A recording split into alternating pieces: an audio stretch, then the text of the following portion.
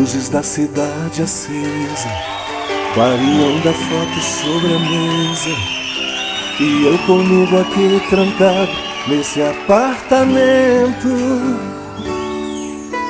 olhando o brilho dos faróis. Eu me pego a pensar em nós, voando na velocidade do meu pensamento,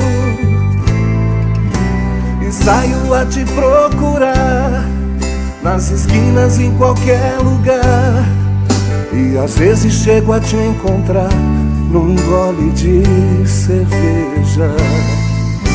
E quando vem a lucidez, estou sozinho outra vez.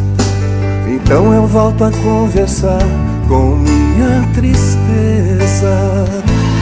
Vou chorar, desculpe, mas eu vou chorar. Não ligue se eu não te ligar, faz parte desta solidão. Vamos junto. Vou chorar, desculpe, mas eu vou chorar.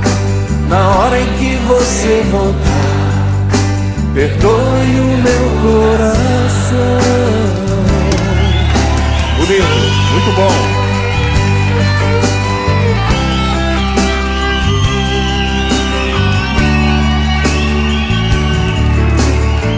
Quem sabe? Mostra aí. E saio a te procurar nas esquinas, em qualquer lugar, e às vezes chego a te encontrar num gole de cerveja. E quando vem a lucidez, estou sozinho outra vez. Então eu volto a conversar com minha tristeza. Vou chorar, desculpe, mas eu vou chorar. Só vocês. Tá lindo, tá lindo. Vamos junto, vai. Vamos lá. Vou chorar, desculpe, mas eu vou chorar. Na hora em que você voltar, perdoe o meu coração. Vamos lá. Vou chorar, desculpe, mas eu vou chorar.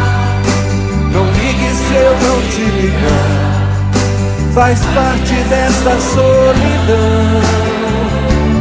Vou chorar, desculpe, mas eu vou chorar. Na hora em que você voltar, perdoe o meu coração.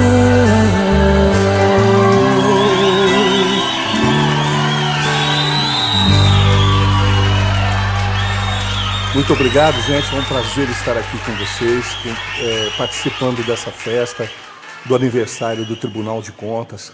Parabéns, presidente José Anselmo, conselheiros, enfim, todo o pessoal que organizou essa linda festa. E dizer a vocês que é uma honra e que sempre que for possível, contem comigo.